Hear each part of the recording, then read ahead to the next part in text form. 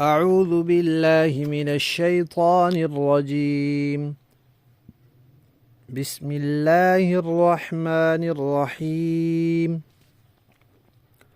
الا ان اولیاء اللہ لا خوف علیہم ولا هم يحزنون الذین آمنوا وكانوا يتقون صدق اللہ العظیم۔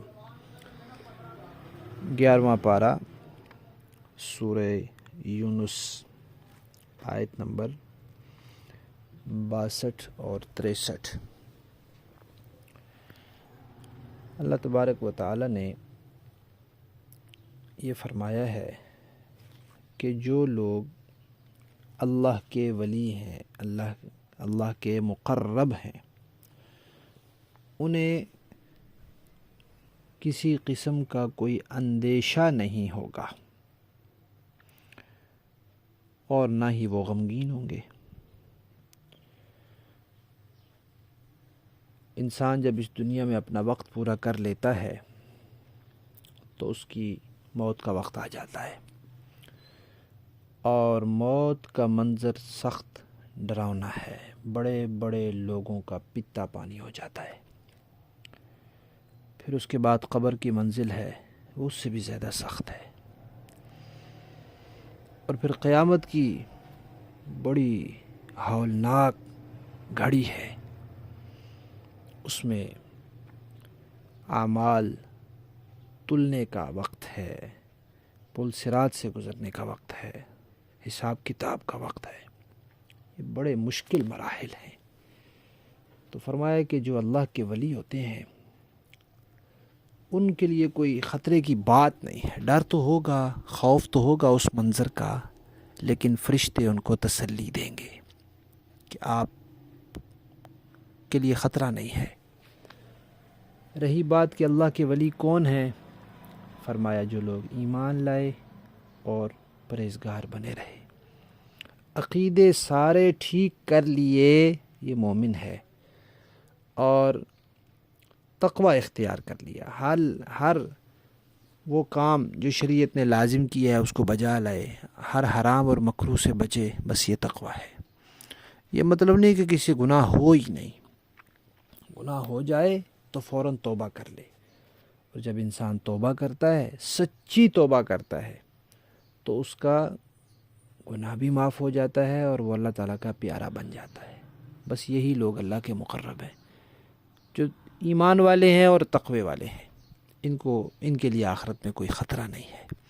اللہ تبارک و تعالی ہم سب کو سچا ایمان والا بنائے اور حقیقی معنی میں متقی بنا دے۔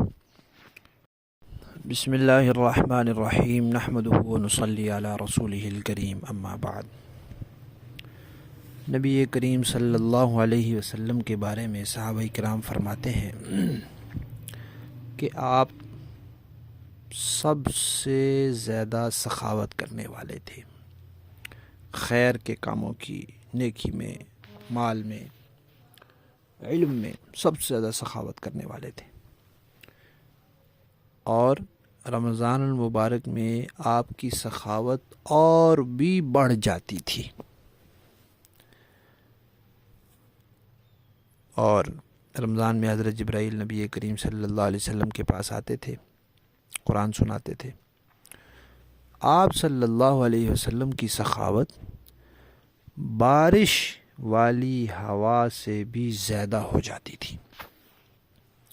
بارش جب ہوتی ہے اور اس میں ہوا چلتی ہے تو اس کے اثرات، ٹھنڈک، نمی اندر وہاں تک بھی، کمروں تک، کونوں کھدروں تک پہنچ جاتی ہے۔ بارش تو صرف کھلی جگہوں پر ہوتی ہے، لیکن وہ ہوا ہر جگہ پہنچ جاتی ہے۔ تو اس طرح آپ صلی اللہ علیہ وسلم کی سخاوت کے اثرات دور دراز گھروں کے اندر تک پہنچتے تھے، اتنی سخاوت فرماتے تھے۔ اس لیے رمضان المبارک کے بارے میں جہاں یہ کہا جاتا ہے کہ رمضان قرآن کا مہینہ ہے، رمضان روزوں کا مہینہ ہے، وہاں یہ بھی کہا جاتا ہے کہ رمضان سخاوت کا مہینہ ہے۔ یومیہ بنیادوں پر کچھ مقدار طے کر کے اپنی گنجائش کے مطابق کچھ مقدار طے کر کے رمضان میں روزانہ صدقے کا اہتمام کرنا چاہیے۔ اللہ تعالی ہم سب کو اس کی توفیق عطا فرمائے۔ بسم اللہ الرحمن الرحیم، نحمدہ و نصلی علی رسولہ الکریم، اما بعد۔ کل ہم نے ان 5 چیزوں کا تذکرہ کیا تھا جو زکوٰۃ اور قربانی کے نصاب میں دیکھی جاتی ہیں: سونا، چاندی، نقد، بچت رقم، کاروبار یعنی تجارت کا سامان، اور گھر کا ضرورت سے زائد سامان۔ اب یہ بات سمجھ لیں کہ زکوٰۃ کی فرضیت کے لیے 4 چیزیں دیکھی جاتی ہیں۔ ضرورت سے زائد سامان کا زکوٰۃ کے ساتھ تعلق نہیں ہے، یعنی زکوٰۃ دینے کے ساتھ ضرورت سے زائد سامان چاہے کسی کے پاس لاکھوں کا ہو سامان، استعمال کا سامان ہو لیکن استعمال میں آ نہیں رہا، لاکھوں کا ہو، باقی 4 چیزیں اگر اس کے پاس نصاب کے برابر نہیں ہیں تو اس پر زکوٰۃ نہیں آئے گی، قربانی آ جائے گی۔ زکوٰۃ کے لیے 4 ہی چیزیں دیکھی جاتی ہیں: سونا، چاندی، نقد رقم، تجارت یعنی کاروبار کا سامان۔ اور ان میں پھر ایک بات اور بھی یاد رکھنے کی ہے جس میں عام طور پہ غلط فہمی پائی جاتی ہے۔ سونے کے بارے میں کہا گیا کہ 7.5 تولے، یہ بات ٹھیک ہے، درست ہے، لیکن یہ اس وقت ہے جب باقی 3 چیزیں ساتھ میں نہ ہوں۔ اگر کسی کے پاس سونا ہے اور صرف سونا ہے، چاندی کی کوئی ایک بالی، ایک کوکا بھی نہیں ہے، نقد رقم کے 5 روپے بھی نہیں ہے بچت جو اس نے کہیں رکھے ہوئے ہوں، کاروبار کے سامان کا ایک جوڑا بھی نہیں ہے جو اس نے خریدا ہو کہ آگے بیچ کر اس سے نفع کمانا ہے، کچھ بھی نہیں، صرف سونا ہے۔ عام طور پہ ایسا ہوتا نہیں ہے، کچھ نہ کچھ پیسے ہر کسی نے بچا کے رکھے ہوتے ہیں کہ کام آئیں گے۔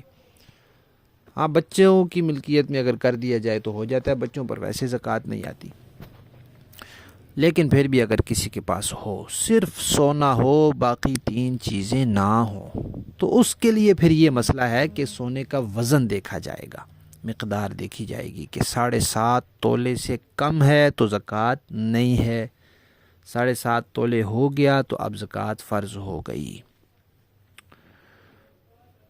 اور اگر سونا ہے اور ساتھ میں چاندی کی کوئی چیز بھی ہے، یا ساتھ میں پیسے بھی تھوڑے سے رکھے ہوئے ہیں، کمیٹی ڈالی تھی یا ویسے رکھے ہوئے ہیں، یا ساتھ میں کاروبار کی، تجارت کی کوئی چیز بھی ہے، تو اب سونے کی مقدار کا حساب نہیں ہوگا، سونے کی قیمت لگائی جائے گی۔ 52.5 تولہ چاندی کے برابر اگر سونے کی قیمت ہے تو اب زکوٰۃ فرض ہو جائے گی، کیونکہ وہ اکیلا سونا نہیں رہا، ساتھ دوسری چیز مل گئی ہے۔ آج کل 52.5 تولہ چاندی کی قیمت 1,30,000 35,000 اتنی بتائی جا رہی ہے۔ جس دن دینی ہو زکوٰۃ اس دن قیمت معلوم کر لیں کہ چاندی کی کتنی قیمت ہے، 52.5 تولہ چاندی کا حساب کر لیں، تو پھر آج کل تو آدھے تولے سونے پر بھی شاید زکوٰۃ فرض ہو جائے، یا 1 تولے سونے پر بھی۔ تو یہ بات یاد رکھنے کی ہے کہ اگر اکیلا سونا ہے پھر سونے کا وزن اور مقدار دیکھنی ہے، اور اگر سونے کے ساتھ کوئی دوسری چیز ہے پھر سونے کا وزن نہیں دیکھنا کہ جی 5 تولے ہے، صرف 7.5 تولے تو نہیں ہوا، پھر اس کی قیمت دیکھنی ہے۔ باقی انشاءاللہ کل